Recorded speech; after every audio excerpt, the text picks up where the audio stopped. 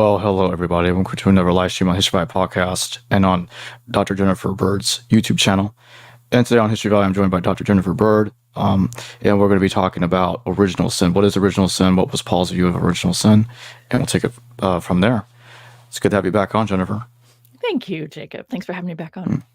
And thank you for joining me. Yeah. What is original sin, and what is Paul's view of it? Right. I'm laughing because it's such a confusing topic, first of all, I think, because Paul, just to briefly address the question, Paul doesn't use language original sin, right? So that isn't in Paul's specifically or directly in any of Paul's writings. He does talk about things like in Romans 5, therefore, just as sin came into the world through one man, and death came through sin, and so death spread to all because all have sinned. Sin was indeed in the world before the law, but sin is not reckoned, blah, blah, blah, blah, blah. And then again, in verse 15, but the free gift is not like the trespass, for the many died through the one man's trespass. So, so there are all these like pieces in Paul's writing that hint at or that point to and point back to Genesis chapter 3, but they're not saying, nowhere in Paul's writings does he use that direct language. That the very kind of tightly construed idea about original sin actually comes from development of thought over 3 or 4 centuries, and we get really important nuggets, kind of one at a time through 3 or 4 early church fathers. Origen has a contribution to this when he talks about, when he talks about chapter 3 of Genesis, and he reads it through. And I can tease this out later if you want me to, but he has a piece about it in terms of the interaction that takes place there, and therefore all people inherit sin because of those first 2. And then we have Ambrosiaster, who has another contribution, that a misreading of Romans 5, verse what I just read, actually, this Romans chapter 5, verse 12, where it says, in that all have sinned. And then the old Latin translation of that says, in whom all have sinned. So that brings in this conversation about who was the first person who sinned, and therefore through whom we are all are sinners, right? That kind of an idea comes in. And then Augustine, right? Augustine is the big guy in terms of this phrase, original sin, right? I had the Latin in front of me for that. Originale peccato, right? That comes from Augustine, and he very directly connects this construct to human free will, and so all of those things, and also one, and I must have skipped over that one, but there's also a piece that one of these early church fathers brings in, Tertullian maybe, talking about the role of sex in passing along sinfulness. And then that is also very important for later ideas about Jesus as salvific and how he can be perfect, even though he's human, and yada, yada, yada. So it's not Paul's idea. He does, I think, I have a very strong opinion about this, and I'm not alone, but he very much misreads, I think, Genesis 2 and 3 for this purpose, right? For the idea of he's making the execution of a Jewish man something salvific for Gentiles, and the way he does that, right, is through, and he's kind of constructed all this whole framework based on this issue of sin that happened at the beginning that needs to be addressed, and addressed differently for Gentiles than it is for Jews, yada, yada, yada, right? So it's Paul gets us started, I think, by his misreading or mishandling of Genesis 3, but it's the original sin phrase and very well-defined construct. It comes from Augustine, who lives, by the way, not everybody knows these dates, and I always have to relook them up myself anyway, so I don't want to make assumptions, but, Origen was mid-2nd century, right? His dates are Common Era 160 to 225, right? So not long after the canon was completed. Did I not put a note in Tertullian? Apparently it didn't. But Augustine states 354, so mid-4th century to 430. So several centuries, right, after the close of the Newer Testament canon is when we get this idea, right? And I'm just going to do a quick little plug, if you don't mind. I do talk about this briefly, kind of an overview of all these ideas in chapter 3 of my book, Permission Granted, because it's a topic that people want to talk about, but it's really coming from church fathers, not Paul, but church fathers adding on, but starting with Paul as the launching off point, if you will, and then what they're doing with Genesis 3, starting from there and reading into it and onto it, right? And so after Paul's letters come out and he's putting his spin on it, what does original sin become later? Did they keep it the way Paul put it, or did they start changing it? Did they start making it? Did they start exaggerating certain details? Like, what do they do with that? Yeah, actually. So yeah, if you're okay with it, I'd be happy to read some of these snippets actually from these early church fathers. Is that because I think reading their words is just really helpful, because that's where we get these ideas, right?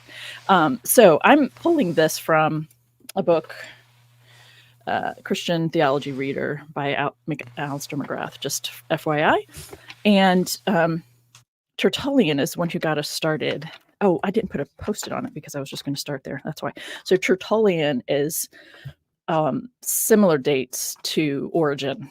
Tertullian starts in 160 Common Era, and he died in 225. So again, thinking about the dates there, right? How early that is in the development of the church, how soon after the close of the Newer Testament canon, even though those decisions weren't made definitive until for another couple 100 years.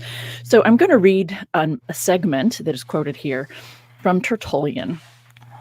And he says, I find the origin of discontent in the devil himself, since from the beginning he was discontented and annoyed that the Lord God had subjected the whole of the world to the one who he had created in his own image, that is, to humanity. So this is a reading of Genesis chapter 1, right? When it says that God created humans in God's image, and then says to them to, have some form of, take care of or have dominion over everything on the planet. So continuing here with Tertullian. Now, if the devil...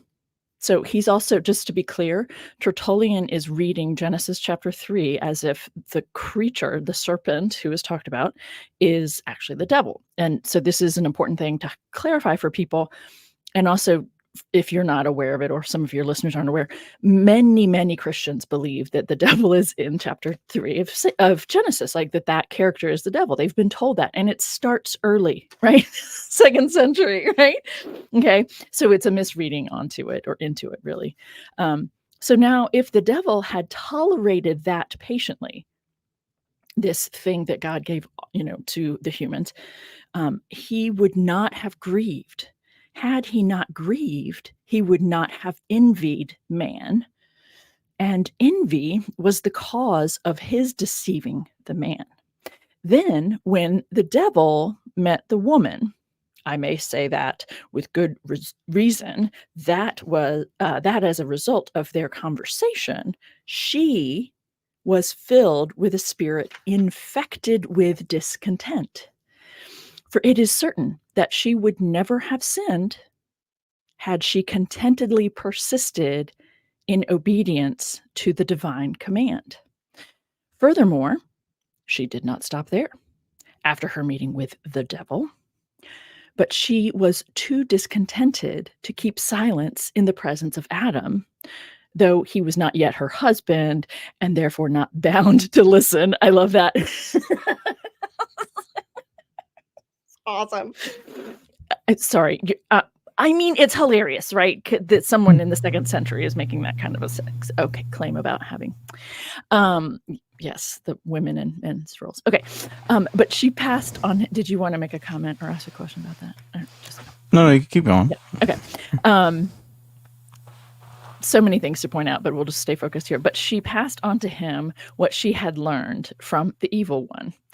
Thus, another human perishes through the discontent of the one. So she causes Adam, or this human, right, the man, in this case. And Adam himself soon perished through his own discontent.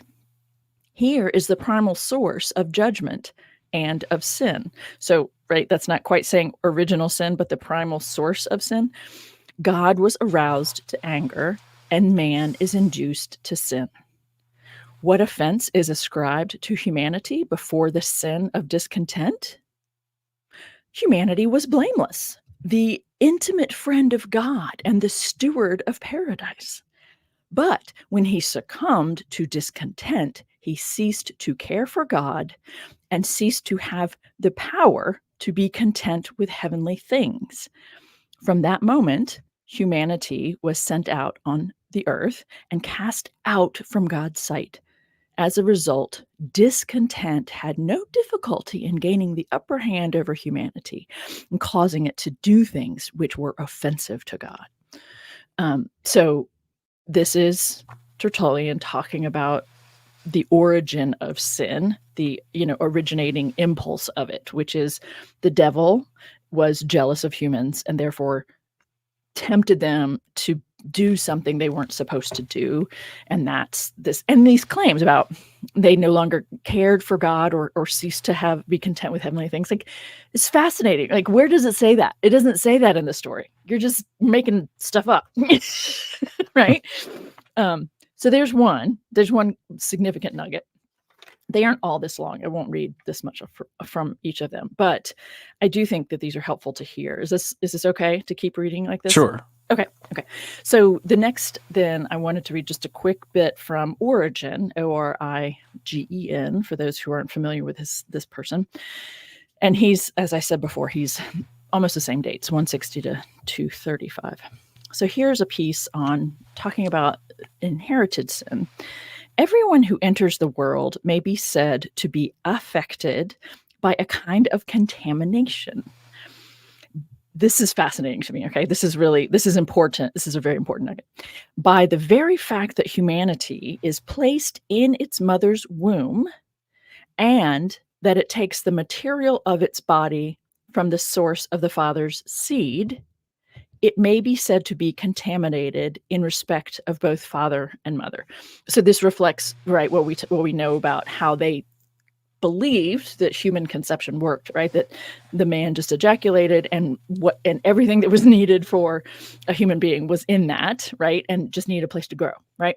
So every human then is contaminated by their parents, one from the father because they come from the source of the father, and the other from the mother, from gestating in her body, okay?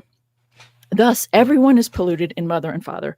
Only Jesus, my Lord, was born without stain. He was not polluted in respect of his mother, for he entered a body which was not contaminated. So that depends on two pieces. One, saying that his mother had not been penetrated by a man, right? She had not had sex. So her body had not been penetrated and therefore made defiled by the act of sex, which is very Hebrew Bible. Like, that is a belief in the Hebrew Bible for sure. But also that this is what leads to the development of a story, or the doctrine in the Catholic Church referred to as the Immaculate Conception, not the, right, so which is different. That's about Mary. That's about Mary being born miraculously as well, which all these things, it's just all these layers upon layer, right? She had to be through these theological reasonings, air quotes around reasonings, her body had to be perfect. It couldn't be contaminated in the same way that all other humans are contaminated, right? In order for her to bring forth into the world a perfect, sinless child who was then Jesus. So when you talk about God being the father and Mary being the mother, well, you got to address that issue that Tertullian suggested about contamination, right? So she was born miraculously. Her mother, Anna, was miraculously impregnated. So she, and the thing about this whole reasoning then is it kind of becomes like ad nauseum. Like you have to keep saying that each woman before was also perfect in order to give birth to a woman who was able to be perfect. You know what I mean? Like, so it's just, it's so ridiculous. Yeah. Okay. Okay. So that's from Origen. Okay. Just two more pieces that are really important here. Well, I already referenced this briefly from Ambrosiaster, that issue in Romans 5:12, that the old Latin translation of the Greek says, in whom all have sinned, instead of in that all have sinned, which is minor, but also kind of a big deal. Okay. One more piece, and that's, I don't know, Jacob, have you spent much time reading Augustine's writings? I don't expect that you have, but have you ever read anything? Not really. I mean, Yeah. a little bit, but not too terribly much. Yeah, and I'm not trying to make you feel bad that you haven't. It was more of I remember I had a course on Augustine in seminary, and I didn't know that I was going to be I didn't understand why I felt I didn't enjoy that class. And it's not until looking back at it later that I understand why. But I really wanted to agree with everything he was saying because he's such an important voice for the church. And it's really hard for me to read anything of his now, which I had to get into for my last book also in relation to talking about marriage. But this is one quick thing of him talking about sin. This is kind of I think this is the earliest stating of this idea of original sin. So this is Augustine, and I'm sorry that I'm not sure which specific writing this one comes from. He was quite prolific. So human nature was certainly originally created blameless and without any fault. But the human nature by which each one of us is now born of Adam requires a physician because it is not healthy. All the good things which it has by its conception, life, senses, and mind, it has from God, its creator and maker. But the weakness which darkens and disables these good natural qualities, as a result of which that nature needs enlightenment and healing, did not come from the blameless maker, but from original sin, which was committed by free will. I'm going to pause very quickly. If you've ever talked to Catholics in particular, they tend to be quite hung up on this issue, this connection between original sin and free will. And anytime you start talking about sin, I taught at a Catholic institution for a while, and it was amazing to me how often people brought up free will when you start talking about sin. I'm like, okay, no, that's Augustine. That's not anyway, but that's why. I mean, he connects them. They are interconnected for him. For this reason, our guilty nature is liable to a just penalty. It is just that God is deeply angered by this part of who we are. For if we are now a new creature in Christ, we were still children of wrath by nature, like everybody else. But God, who is rich in mercy, on account of the great love with which he loved us, even when we were dead through our sins, raised us up to life with Christ, by whose grace we are saved. But this grace of Christ, without which neither infants nor grown persons can be saved, is not bestowed as a reward for merits, but is given freely, which is why it is called grace. And that's in the Latin, given freely is gratis, which is why it's called grace, gratia in the Latin. For this reason, it is that those who are not made free by that blood, and I just talked about this recently. Anyway, focus. Whether because they have not been able to hear, or because they were not willing to obey, or were not able to hear on account of their youth and have not received the bath of regeneration, which they might have done and through which they might have been saved. So those who are not made free by that blood, who are most justly condemned because they are not without sin, whether they derived from their origins or were acquired by their evil actions, this sin, right? For all have sinned, whether in Adam or in themselves. So connecting Adam as the source of all sin, for all people, and have fallen short of the glory of God, and a reference to Romans 3:23 there. So that's the earliest stating of original sin language by Augustine. Yeah. I'd like to go back to what you brought up earlier about Paul misreading Genesis. Could you expand a bit more on that? Absolutely. Do you mind, just very quickly though, I do want to make a kind of a side comment, and that is that Sure. There's an early church father by the name, well, I'm not sure if he's considered a church father, but I think he should be, but his name was Pelagius, and there was the Council of Carthage in 418, Common Era was called, primarily to denounce him and his beliefs. And the thing is, his beliefs sound so much more reasonable than Augustine's. For instance, Pelagius said, even if Adam had not sinned, he would have died. It's kind of obvious, but they truly believed, right? They had these misunderstandings, and which gets back to your question about saying more about Genesis 3. But he made that comment. That was number one on the list of ideas that were condemned. And he also said Adam's sin harmed only himself, not the human race, right? And these were reasons to denounce him as a heretic, right? Is saying such reasonable things in the 5th century, right? Okay, so you asked to clarify what I meant by misreading of Genesis 3. And really, it's, for me, again, I'm not trying to plug my book because I didn't come on here to plug this book, but I do talk about it a lot in chapters 2 and the first 2 or 3 chapters of Permission Granted. Take the Bible into your own hands. I'm just going to do it real quick. Because those are important conversations to have. And because Genesis chapters 1, 2, and 3 are really helpful to talk about in terms of, what is a myth and how there are myths in the Bible. In particular, we see a lot of them, and it helps to read Genesis through this lens of what are people trying to give a story to explain.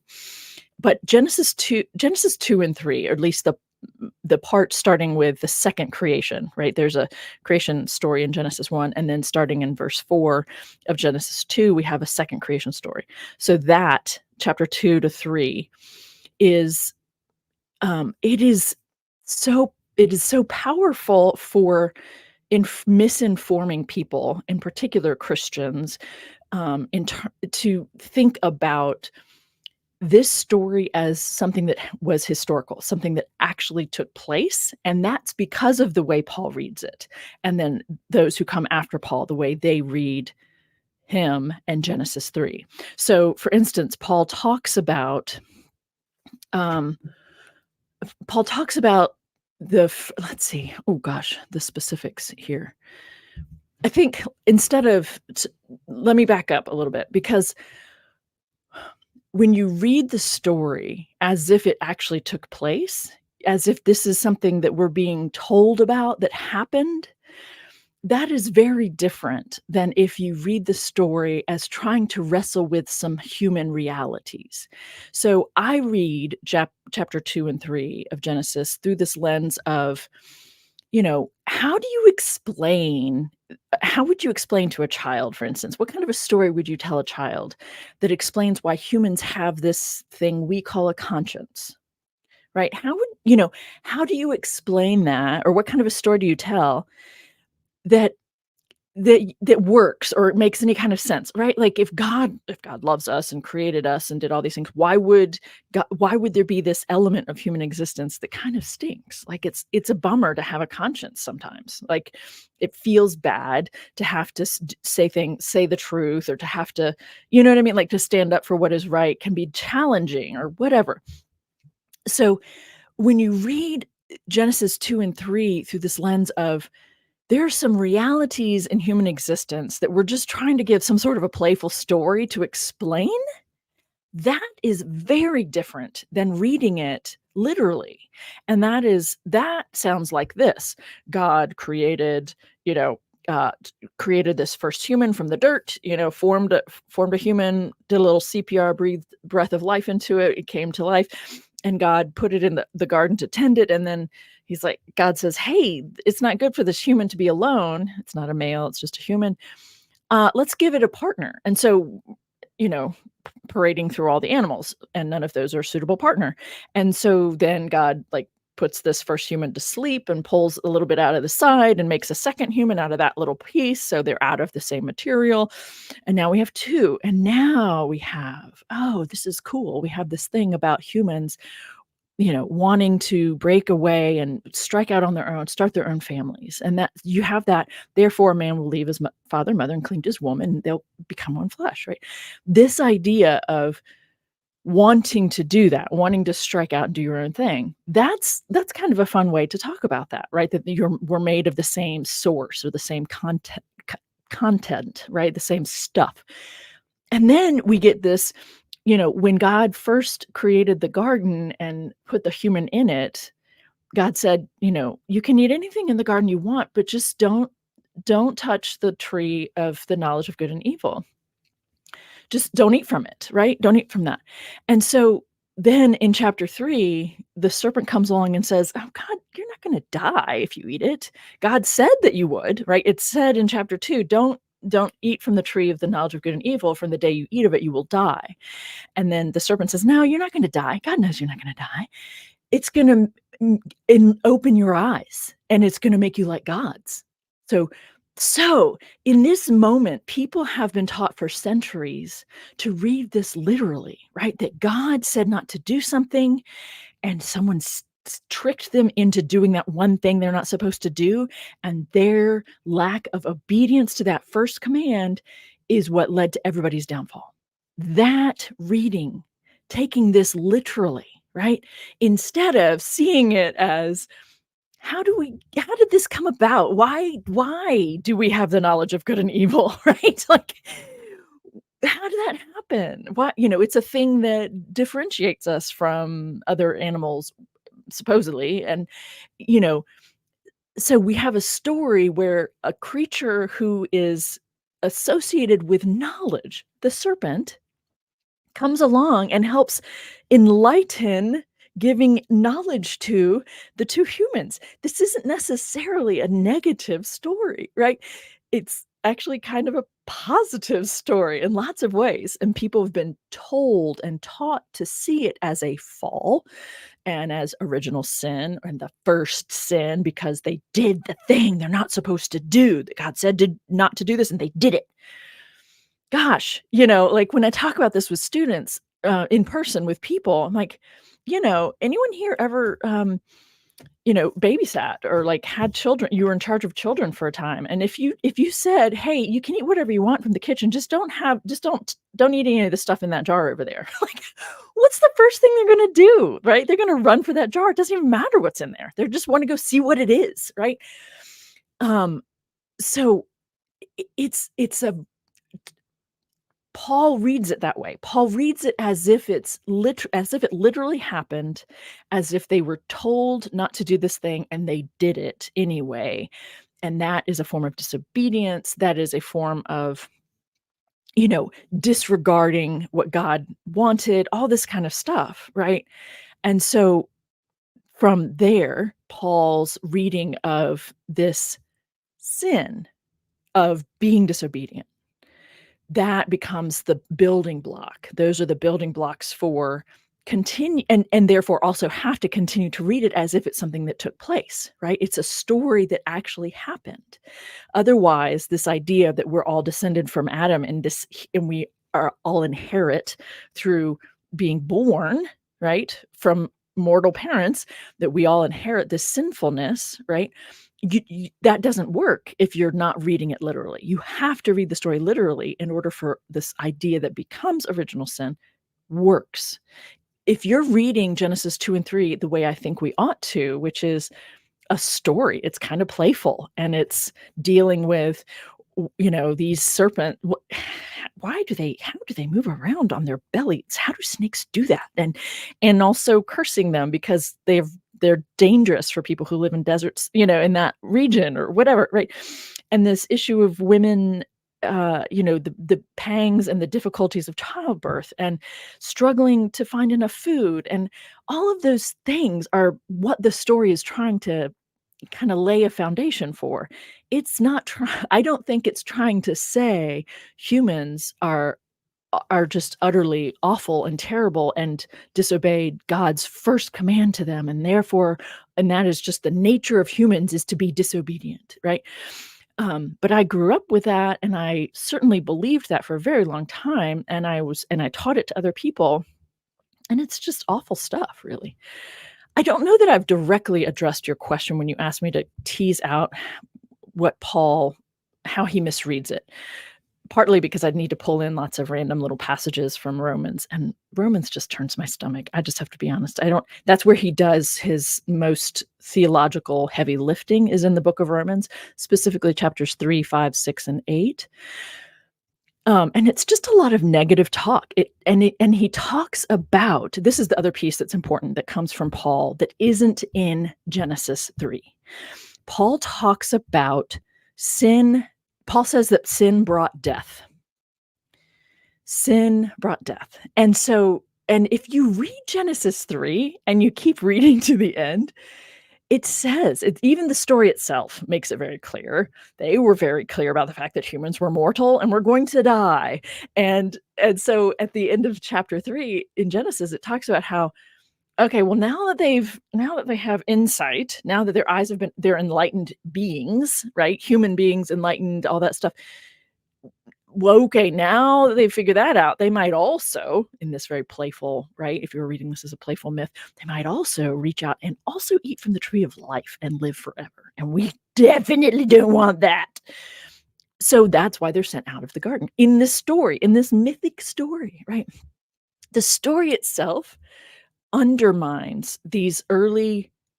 Paul's claims, as well as the early church fathers, who say that if humans hadn't sinned, if they hadn't been disobedient there at the very beginning, if they hadn't eaten the fruit they were told not to eat, we would be immortal. We would have eternal life, and there wouldn't be death. And the thing is, I mean, that's really kind of ridiculous, right? In the story itself, it says in Genesis 2, God says, don't eat from the tree of the knowledge of good and evil, for in the day you eat of it, you will die. Okay, that is that's a story talking about don't touch the hot stove because it's going to burn you, right? Don't eat this thing that's going to actually open your eyes because you'll die, right? It's an immediate threat, right? It's a threat on your life, right? And of course, the serpent comes along and says, "You're not going to die." He's just saying that, right? He's just trying to keep you not from eating it. But Paul and actually, Paul doesn't make it clear. Other people after Paul say, no, God didn't mean in the day you eat of it, you will die, as in fall over dead. No, he meant you would lose eternal life. You would then be made mortal, which is a very different thing than saying, don't touch that. I don't want you to eat that. You'll die if you touch it. So we have all these things, this belief that human sin, actually is what caused people to die. And they're not being clear if that means just being mortal or losing immortality. Those are two different things. And it's not clear in the way they talk about it, but they kind of blend it together. And it's primarily about immortality. It's primarily about having immortal life, that humans were originally immortal and we lost it because of Adam and Eve. Fuck them, right? Sorry. But that's how they're reading it. We were originally perfect and we were originally more immortal, and they did this thing and we lost it all. That's not what the story doesn't actually uphold that reading. You are ignoring things and skipping over things to get that reading. But that is central to what Paul is doing, and then what these early church fathers are doing on his shoulders.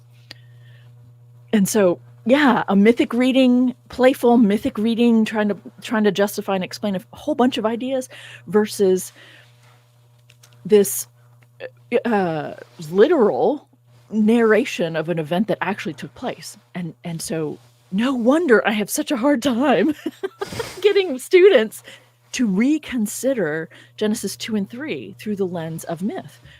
It's really important to Christian belief that be about humans are sinful and bad, and all this and all kinds of nasty negative stuff came out of that choice to eat the fruit they were told not to.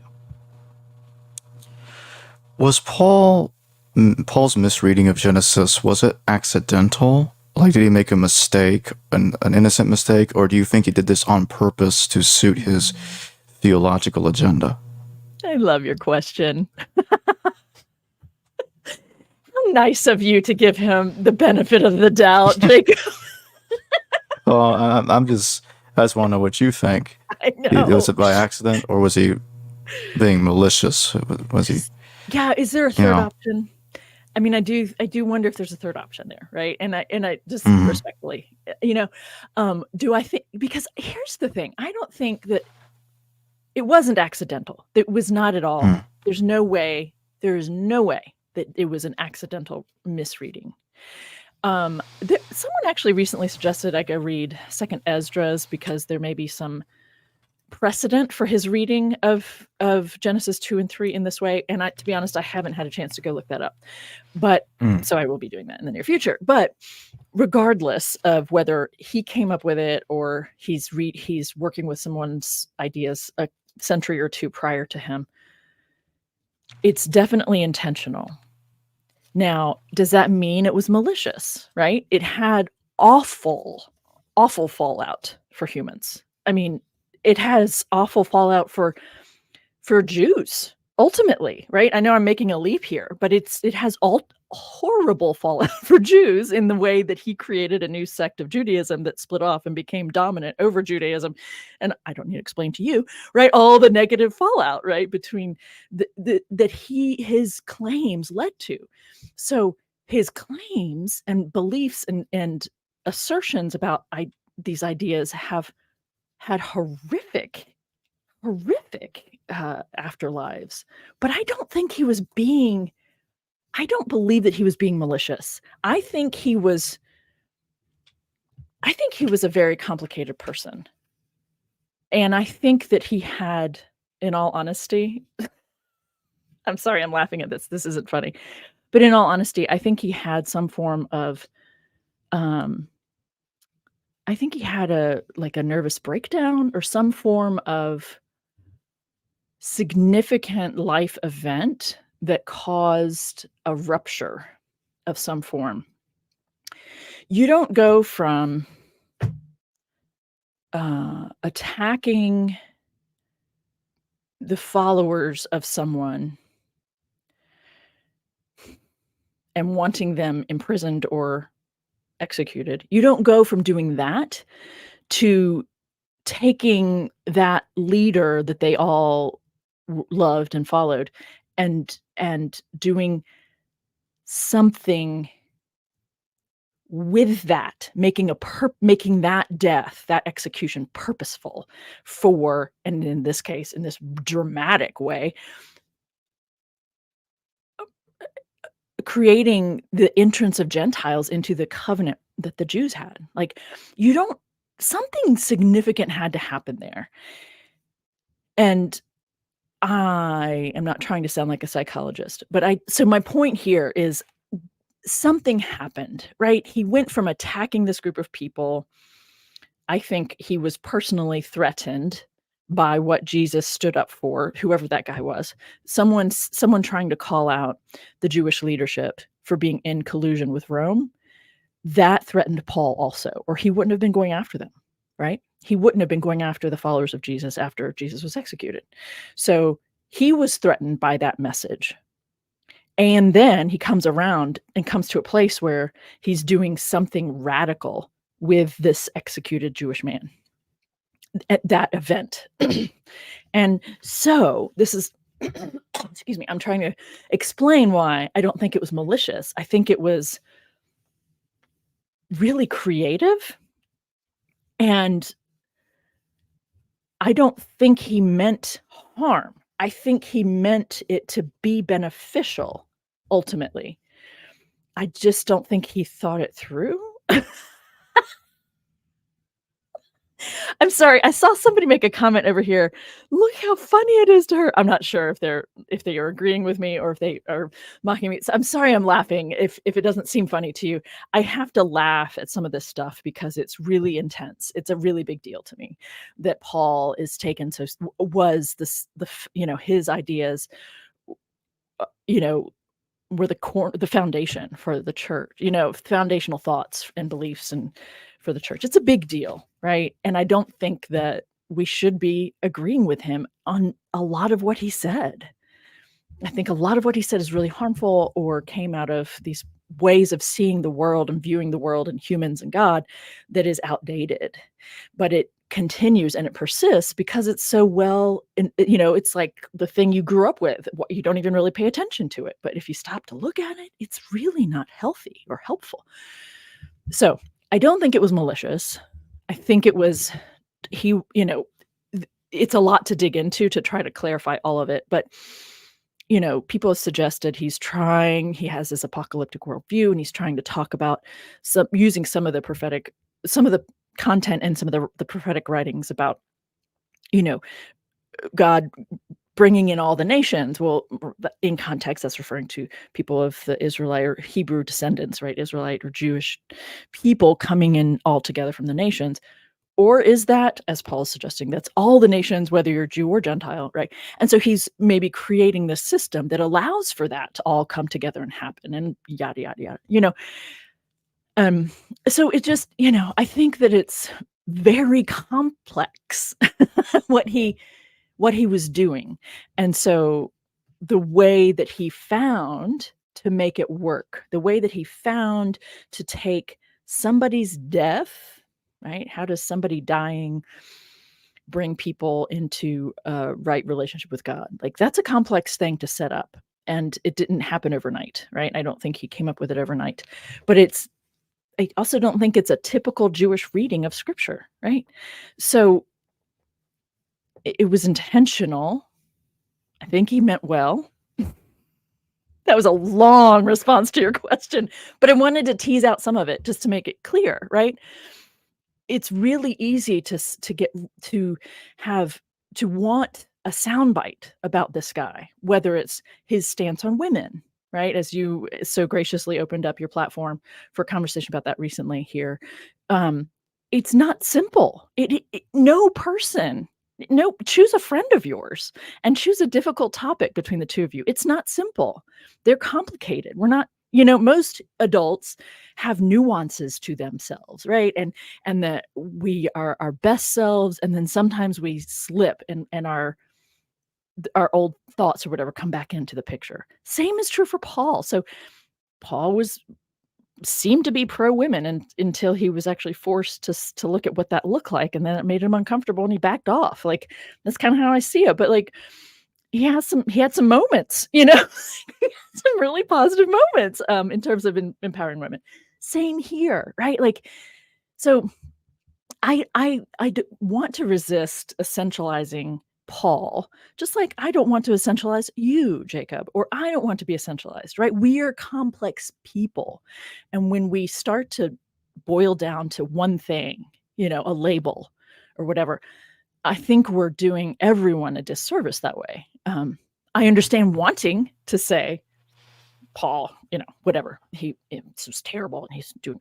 No, I'm actually more concerned about Paul. Like, what did he grow up with? What beliefs did he have? He had really horrible, really negative thoughts about bodies and sex. And that really concerns me about him and his upbringing. And same goes for Augustine. And then it really concerns me because so many people then inherited their claims about these things, right?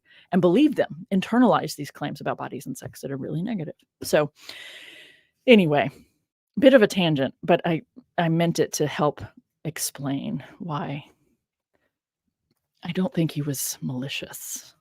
it just ended up having rather malicious implications.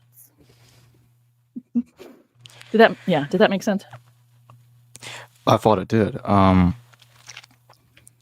does Paul think that one can overcome original sin? What does one have to do in Paul's view to try to get out of that situation? Because everybody's born of original sin, so what do you have to do to get around that?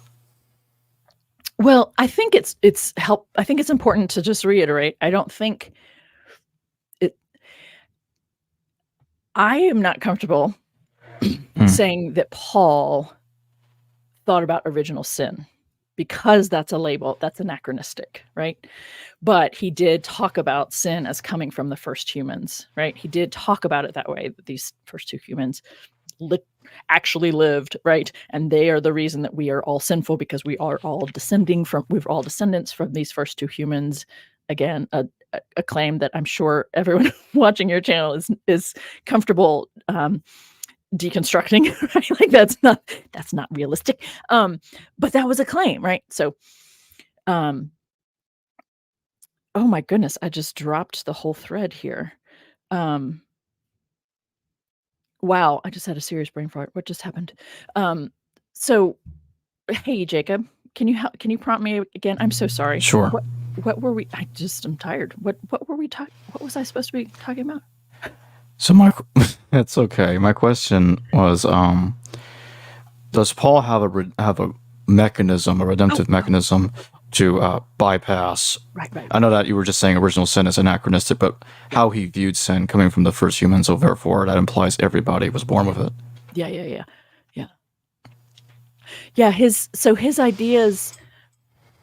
I also think it's important to note, I read Paul as not dismissing Judaism. So he's interacting with Gentiles in his framework, Jew and Gentile, right? I don't use that language, but he did, and understandably. And so his content is for Gentiles, even though he does think that all people were born, or have this sin problem. That sin problem is addressed one way for Jews and a different way for Gentiles. So that's important to note, in my opinion, that he doesn't dismiss or throw Judaism under the bus. I think he thinks of it as fully intact and fully reasonable, like fully doing its thing as it always has. So how does he think of people, non-Jews, right, having that sin problem addressed? And that is what he does when he talks about this execution, which he just talks about the death, right? So the death of Christ. But I think it's important to use the language execution, because it highlights this as a political thing in terms of why he died. It isn't, and that is different from what Paul does in talking about it. So for Paul, all non-Jews are reconciled back to God somehow through this death. So in fact, I actually spent 3 different of my I do a live stream on Thursdays, and I spent 3 different live streams talking about Paul's views on sin.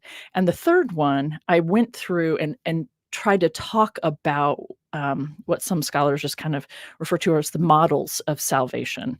So there are at least 5, maybe 6, maybe more ways of talking about sin and how Jesus solves that problem for Gentiles. And so it's actually on page 162 of this book of Permission Granted. There's a chart talking about the different models of salvation, right? And so there's the types of models are kind of described here. And then how is sin understood or discussed in this particular model? How does Jesus solve that problem? What is humans' role, or the non-Jewish, humans' role in accessing that salvation? And then, I have just a couple verses in this chart to explain, what passages back up this way of talking about it. This isn't thorough list. But the point is, he talks about, so to answer your question, he talks about it 5 or 6 different ways. He's using all kinds of different ideas that are out there. Only one is Jewish, by the way, right? One is based on kind of the animal sacrifice framework. The others come from from beliefs that long predated him, and are in other religious frameworks, right? So he's talking about in one model, like in the judicial model, he talks about sin as something that all humans do, and what we earn for being sinful or doing sinful things, for sinning, what we've earned for that is death. And he is not clear if that's like death as in at the end of our life, or if that's immortal, like losing immortality. And I think he's intentionally not clear about that, because he's ultimately talking about getting eternal life back, right? But it was an actual person's execution that he's working with. So he's actually working with both types of death. So he's saying, we deserve death for sinning. And he doesn't clarify which kind of death, right? And then he says, and Jesus served that sentence for you, right? So this judicial kind of, he's taking your place in serving that sentence. And all you have to do is believe him and be grateful, you know? There's another one that's, participationist. It's a little bit more complicated and hard to explain, but this is a way that says sin. This is a model that talks about sin as a cosmic force that is outside of ourselves and acting upon us. This force, and that comes up in when you see things like when Paul talks about doing the things he doesn't want to do, right? Giving in to temptation in some way, right? You know, but he talks about it's this cosmic force, and then Jesus's death. He died with sin. It's kind of hard to explain, actually. It's in Romans chapter 3, verses 6, verses 3 to 14. But there's this idea that Jesus, in his death, he kind of conquered that cosmic force, and that being raised from the dead, so being resurrected, is this nod that God's power is with this guy, Jesus Christ. Excuse me, Jesus the Christ. And it is in our baptism. It's when in Christians kind of doing this ritual of submerging themselves under the water. So symbolically dying and then coming back to life, coming out of the water. So this dying and rising, that is one way of understanding baptism. Obviously, it's not the only way for people today, but that is a very common ancient way of talking about it. That, in doing that ritual, is how you connect with the power, the cosmic power that is available through Christ, to conquer that sin and death, right? So that's another way that he talks about it. Another one of them that I just think is fascinating is this reconciliation, and it's based on an idea that Jesus's death, so his execution, but his death made it possible for humans and God to come back together. And I remember the first time not the first time, but there was a really powerful moment in one of my classes where I asked people, how is it possible for someone's dying to bring two people back together? How does that happen? Why does someone's death make two people reconcile like that? And someone said, well, I saw it happen at my grandmother's funeral.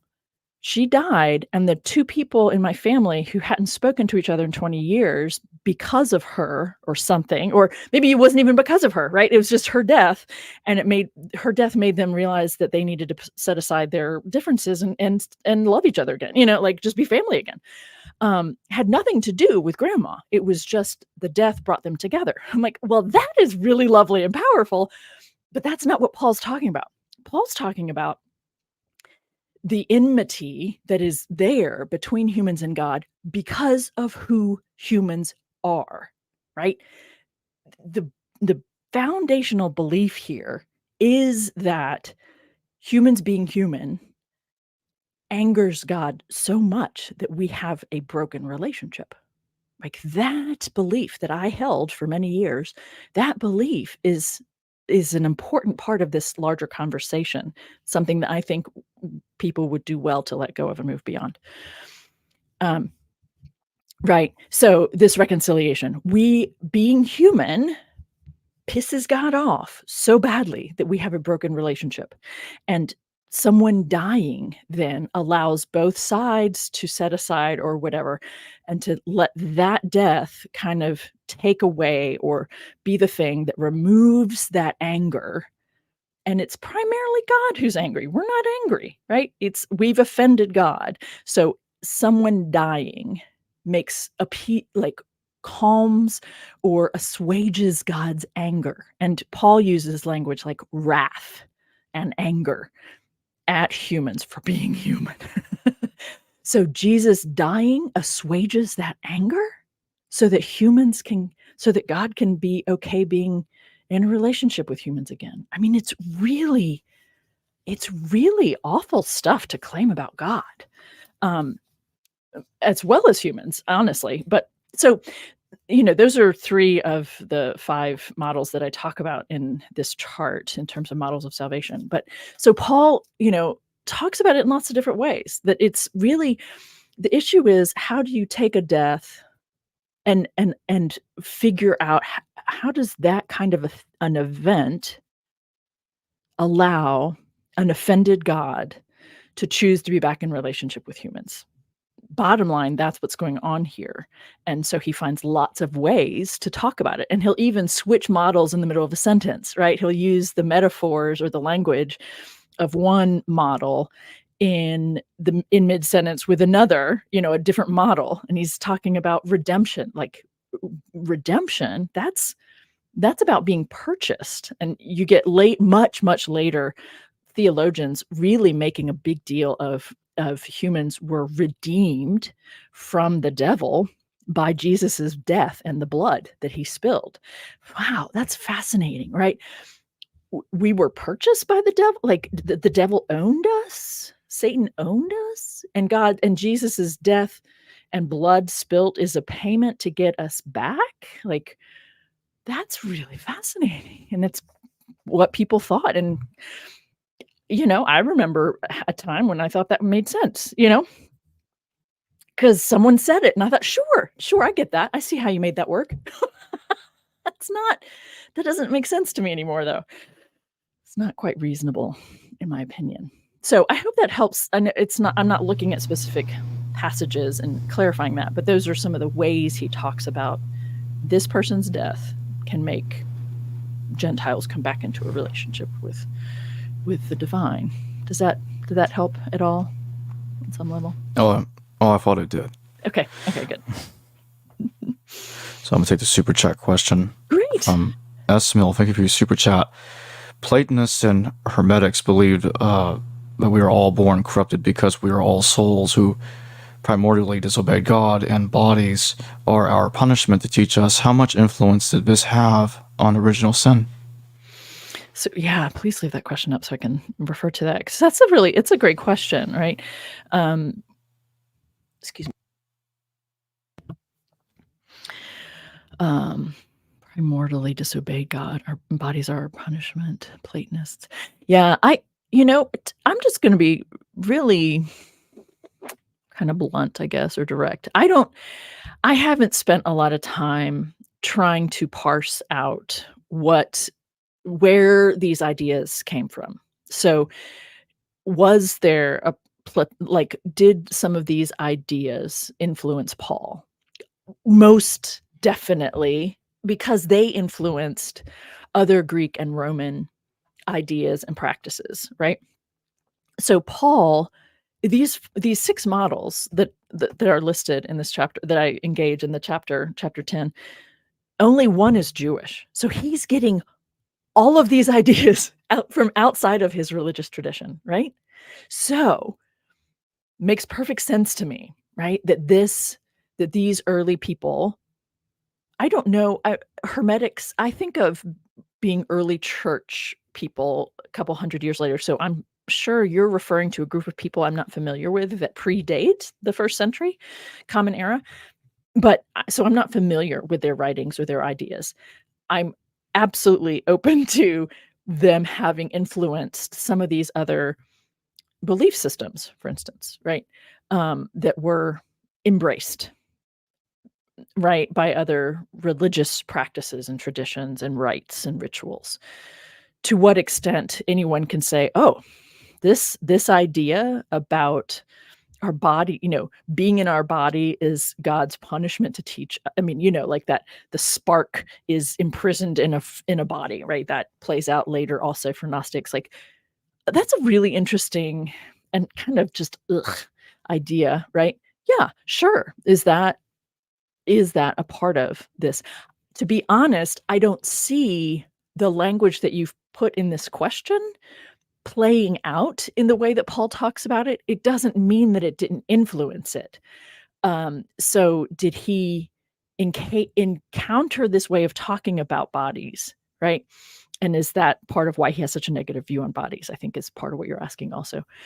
Did he encounter that elsewhere? Um, sure, I'm certain that he did. He also comes by a negative view of bodies pretty honestly from his own tradition, right? His own tradition says that pretty much anything a body emits is negative and makes you impure. So there's a lot of body negativity in the Hebrew Bible and in other writings that he would have considered sacred. So, I think how much influence did it have on original sin? Original sin isn't solidified until the early 5th century or late 4th century. This idea of what these two humans did in Genesis 3 made everybody infected. That is a different way of talking about it than what I see Paul doing. But this idea of souls who were primordially disobeying God, I mean, that's kind of directly what not Irenaeus, Tertullian, right? That's very much what Tertullian said. So was Tertullian influenced by that idea? Probably, like, sure. um, I'm not willing to, put a pin in any of these things and say this is where it came from. Partly because a lot of people have the same kinds of ideas in lots of locations over time. But yeah, of course, these people are interacting. Sure. And so they're whether people agree with it, they're certainly engaging these other ideas. It's hard to say to what extent though, isn't it? I think it's a great question. Thank you for that. Ronan of Stag, thank you for your super sticker. Appreciate it. Oh, hey, Ronan. Yeah. And so my closing question, Yeah. did Paul's view on sin pass down to the Gospels, or did the Gospels come up with their own separate view on sin? It's a great question. It's not just a closing question, Jacob. That's a well, and I say that partly because you raise such an important point, right? What Paul does with Jesus's execution is radically in contrast to the things that Jesus did that got him killed, right? Jesus was, my way of understanding that a Jewish man would have been executed the way he was, is about politics and power and exploiting the masses. And so that on some basic level is about a form of social justice. I had someone push back this past week. I always appreciate when people push back, by the way. What did he care about all these other things? No, he didn't care about everything. I think I see a person who was killed for caring about the exploitation of the masses. So what got Jesus killed is not even discussed by Paul. So at all, like it's immaterial to Paul what got Jesus killed. So Paul talking about sin he's talking about this, a thing about us that deprives us of eternal life that we can get back through these different ways of thinking about it. And it's all about belief and it's all about ideas. It has no it doesn't matter how you live your life. You can accept this belief or this reality, in air quotes, that Jesus made possible through his death. So your question, how does Paul's idea of sin differ from what's in the Gospels? It's a really important question, because how do Jewish people make sense of what Paul has said about this guy Jesus? You've got to do some serious. You got to come up with a pretty impressive storyline to have a Jewish man living his life the way he did that got him killed, and yet was also eventually interpreted by another Jewish man through this lens of that death opens the floodgates, opens the gates of the covenant with Jews to all other people on the planet. Like, that is some serious, like, mental gymnastics, right? So do the Gospels, I'm trying to make this short, I really am, but like the synoptics talk about Jesus and even who we are and what his death meant very differently, I think, than John's Gospel does. So do the synoptics talk about sin directly? Not really, right? They tell stories, and they talk about Jesus interacting with people. And how often is Jesus ever depicted talking directly about sin? Not very, right?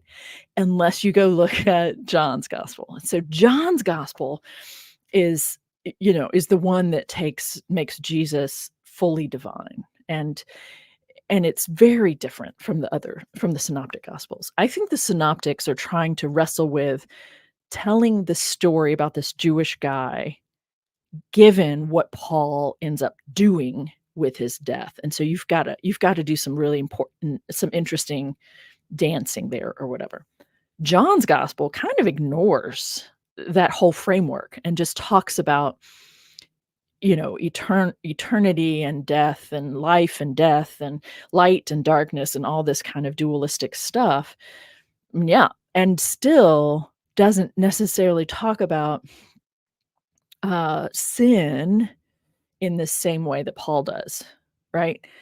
So, I mean, it's really kind of interesting. The Gospels are not doing the same thing that Paul was doing. They're actually trying to figure out how to patch it together, or are doing something entirely different. I mean, they're not even focused on the same thing, right? John's Gospel spends a lot of time talking about, God so loved the world, he gave his only son, that you wouldn't be subject to this wrath of God anymore. But if you don't accept it, then you're doomed. So it's the weirdest thing to talk about God loving the world and yet still having a lot of wrath for people who don't accept this gift, right? So John's Gospel kind of engages that issue. But I would actually kind of want to do a word search. Like, how many times does the word sin even come up in any of the Gospels? I don't think it's going to be that many, right? So Paul's the one who got this whole thing started, right? He's the one who gets what ends up becoming Christianity. He's the one who starts that ball rolling. He's the one who creates the framework for it, or, all the ideas for it.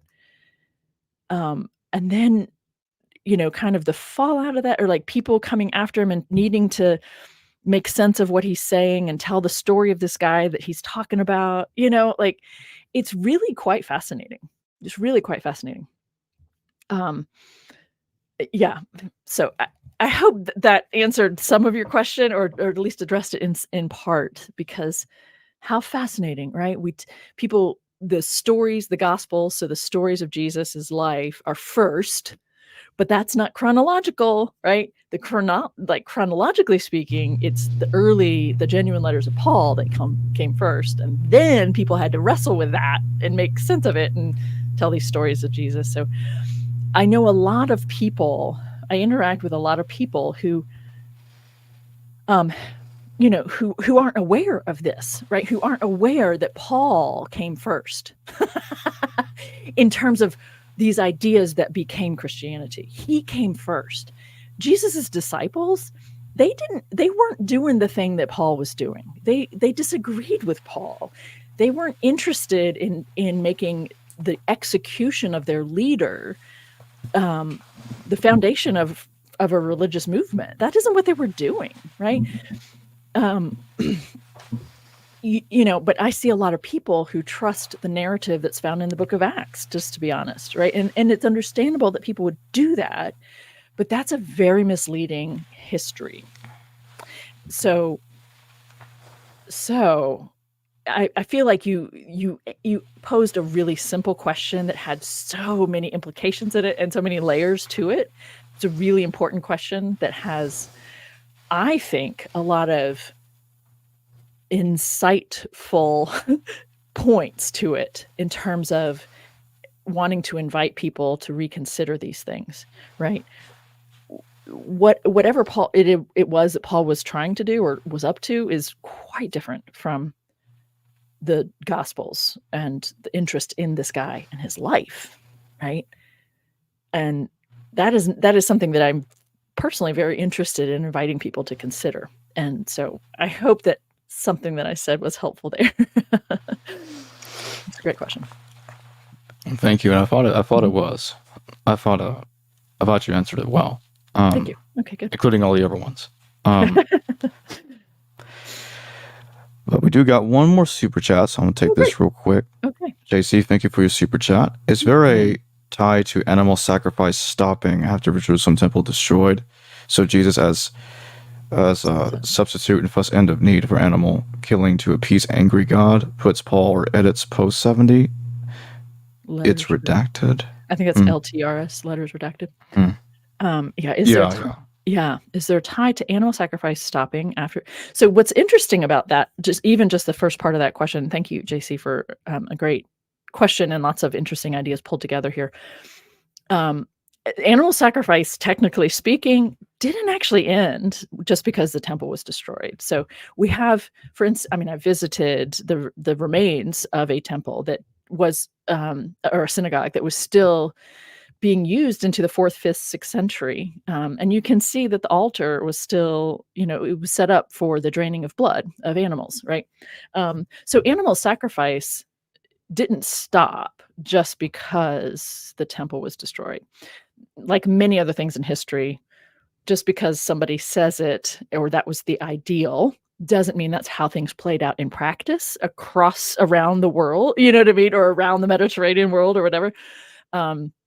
It did shift for sure the way that Jewish people in the 1st century and following had to think about their relationship to their God. No question, right? No question there. So back to your question, is there tie to animal sacrifice stopping after Jerusalem temple destroyed? So Jesus as substitution and thus end of need of animal. Yeah. And I think I understand, Jesus is the final, the last animal sacrifice, therefore it's no longer needed anymore. I think that is a part of what Paul says, and we do see that. That is said in the book of Hebrews, that he's the final, the final animal sacrifice, puts Paul or edits post 70, right? But so I think that's more of a retrospective thing that comes about. And the book of Hebrews, right, is late 1st century or early 2nd. So post 70. So, I don't think of the Gospels as the Gospel of John very clearly makes this thing, right? That very clearly, in my opinion, I read it as this, John, in John's gospel, Jesus is the Lamb of God, right? The final, the ultimate animal sacrifice for sure, right?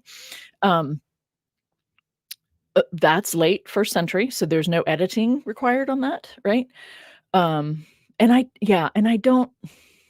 don't read the genuine Paul as being inspired by that kind of an idea or agenda, right? To see it that way, to define it that way.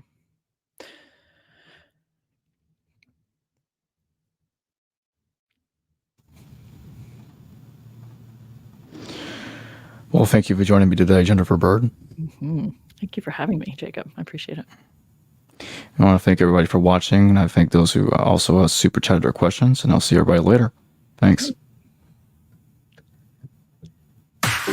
Hello viewers, thanks for watching this video from the History Valley YouTube channel. Please don't forget to subscribe and hit the notification bell. And if any of you wish to further support this channel, please consider checking out this channel's Patreon page and becoming a patron. And or donate through PayPal or through Super Chat during your live stream. Thank you.